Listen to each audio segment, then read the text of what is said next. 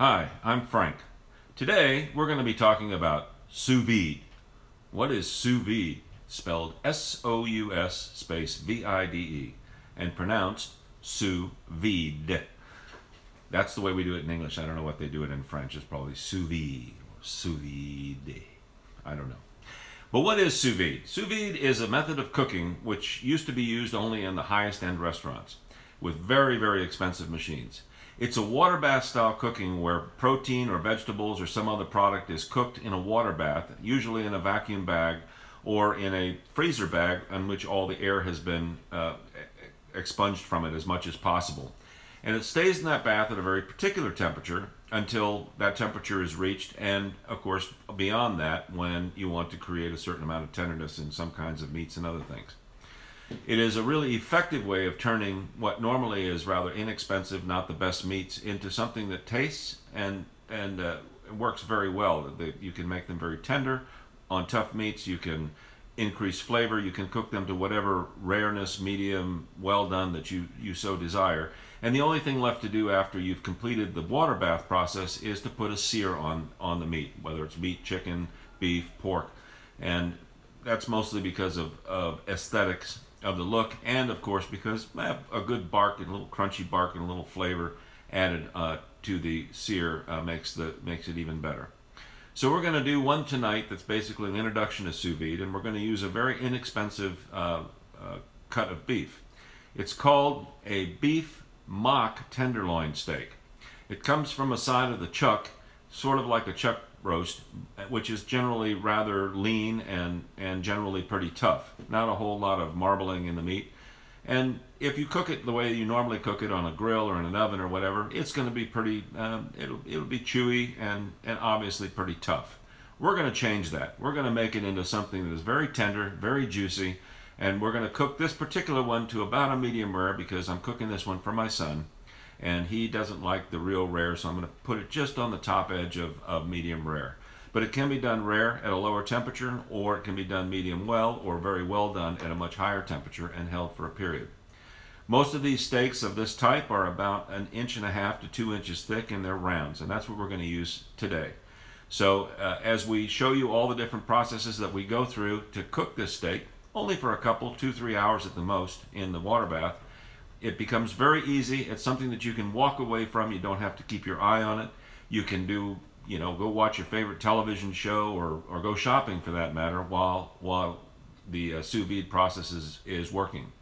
So without further ado, let's start the process. I'll show you exactly what we go through step by step and what the final results are and how well it turns out. Talk to you in a minute.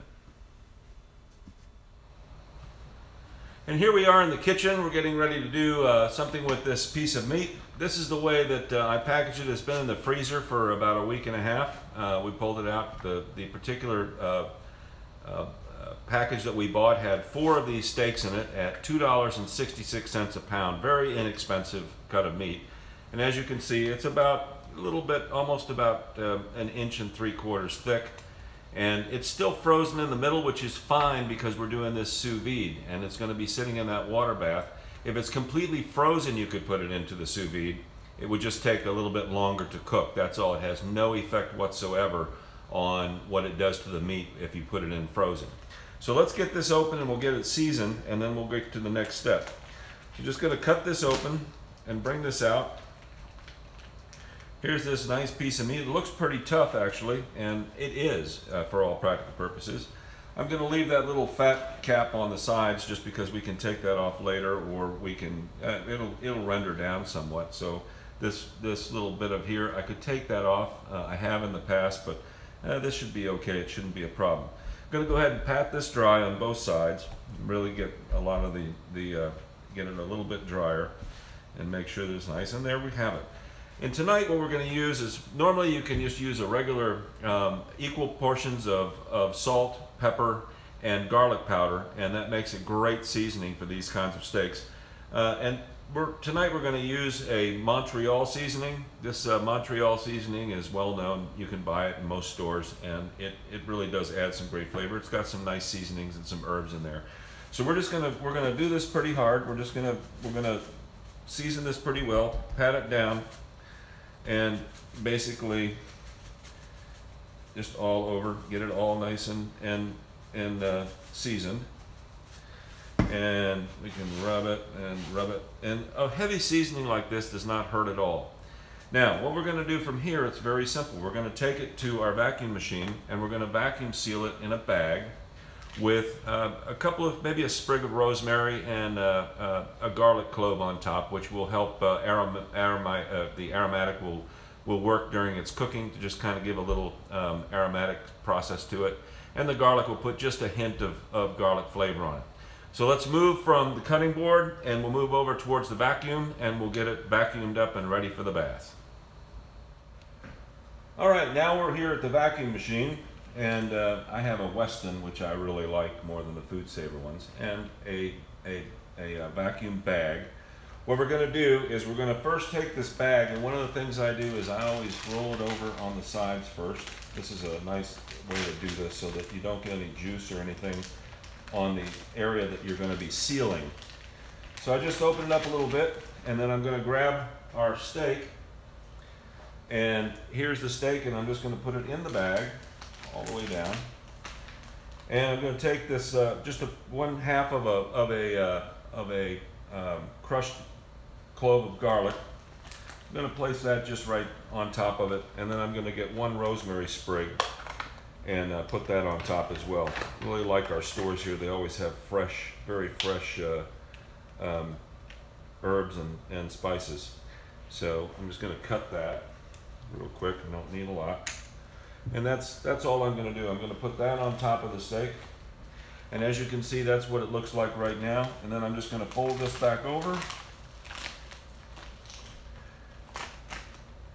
I'm going to lay it up towards my vacuum sealer. And excuse the noise, but here we go.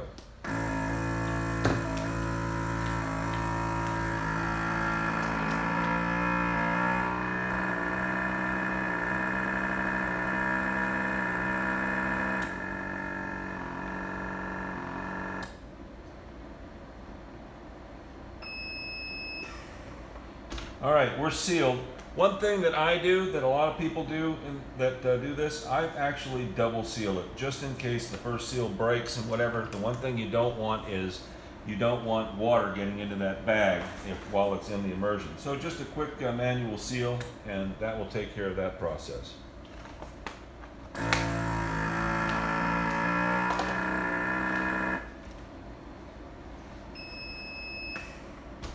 And now it's ready to go. And there is it in the bag. It's completely vacuum sealed. All the air is gone and it's completely sealed. So it's ready for the bath. Let's move over there and I'll show you what we do. Here we are in our pot with our immersion circulator. This is an Innova. It's one of the better ones for sure. It's a 900 watt system that will circulate this water. I don't know if the numbers on here are backwards the way that I'm filming, but in case it is backwards, we have this set for 134 degrees Fahrenheit. This bottom number is actually showing what we have it set at, and the top number here is what the water is actually at this time. It'll jump up and down. When you first set this into the pan and into the water, it will tell you exactly what the water temperature is, and when you set it, you'll see it climbing up to the point where you'll get a ding when it reaches the temperature that you have set. So here is our steak, and this is how difficult this is going to be. What we do is we take this in this vacuum bag and we just put it in the pot, and that's it. And you notice that it is, because all the air has been released, it is sitting in the pot rather nicely, and it's going to sit there now, and it's going to cook at that 134 degree water temperature, and we're going to do it for about 2.5 to 3 hours at the most. So when I come back, we'll pull it out, we'll show you what it looks like at that point. It's not very appetizing looking at that point. We'll put a sear on it. Today I'm going to put the sear on just in a stainless steel pan, easier than some other ways, but you can do it on a grill, you can do it in a cast iron pot, and my favorite, which I'll show you in another video with a little bigger piece of meat, I have a flamethrower. It's actually a weed killing flamethrower that's on a 20-pound propane tank, and I'll take it outside and we will put some bark on a piece of meat real quick, really nice and very tasty. All right, we'll be back in about 2.5 to 3 hours, and I'm looking forward to showing you the results. Stand by. So here we are 4 hours later, and our steak has been in the water for quite some time at 134 degrees. It's time to pull it out. So let's do that now. I'm pulling it out of the water and laying it down, and that's what it looks like when it comes out. We just turn off our ANOVA, and we're going to get ready to take this out. We'll pat it dry, and then we're going to go to searing. And this time, as I said before, we're going to be searing in a hot stainless steel tri-ply pan, and we're going to be using not only just the slightest amount of oil, but we will also be using a special ingredient, which is our garlic and herb infused Clarified butter, which we'll use to just top off the sear. So just getting rid of our herbs, and we'll pat her dry.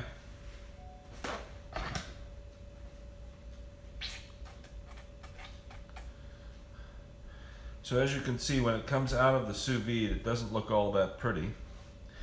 It's darkened a bit, and there's been a lot of coagulation of the fats and the other materials within the steak. But now it's time to move it to a sear. So let's go over there, and we will show you exactly what we're doing. We are now ready to sear, and I've got a stainless steel pan on a medium-high burner. If you can tell,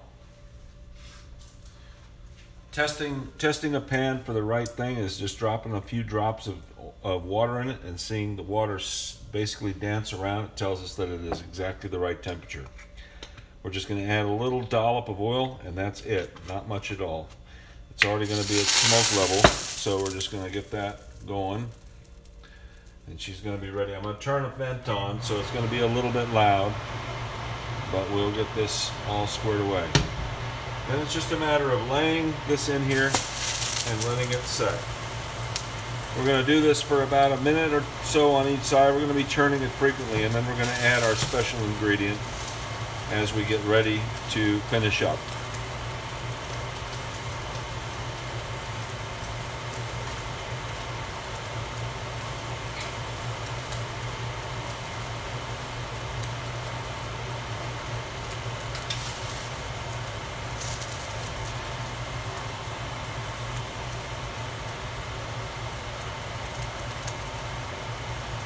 And that's about a minute there, so we're going to just flip it here. You can see that it's starting to caramelize. We're just going to keep going. We could do this with a torch or a searzall or a grill or a cast iron pot, but for this we're going to be doing this way. I've had some very good success with this, just doing this kind of steak as it is in the pan now. A lot of smoke. I'm going to turn down the heat just a little bit as we get it ready to sear. We're going to do all sides. We're going to do the corners and both sides, the flat sides, and just make sure that we got a really good sear. There's a really good sear. Look at that, starting to get that nice bark on there. And now we're going to take our Clarified butter. We're going to let that melt down.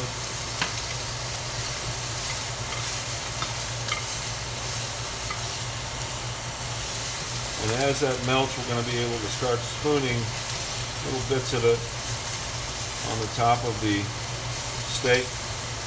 This is really going to add a little flavor and a nice little charcoal heat on there. It's going to make it really have a nice bark. Remember that the inside of this steak doesn't have the time to really get any more well done, because we're basically at the point where this is so quick. One more side, and we're still going to be taking this butter and basically spooning it over the top. Look at that sizzle on there. That's exactly what we want. Getting that nice charcoal bark there. And as a final touch, we're going to just do the sides.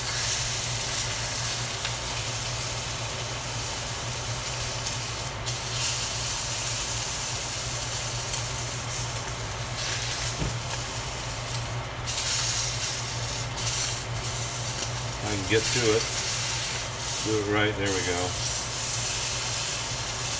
Remember where that fat was on this piece right now? It's really getting rendered down now. And we've got a beautiful piece of steak here.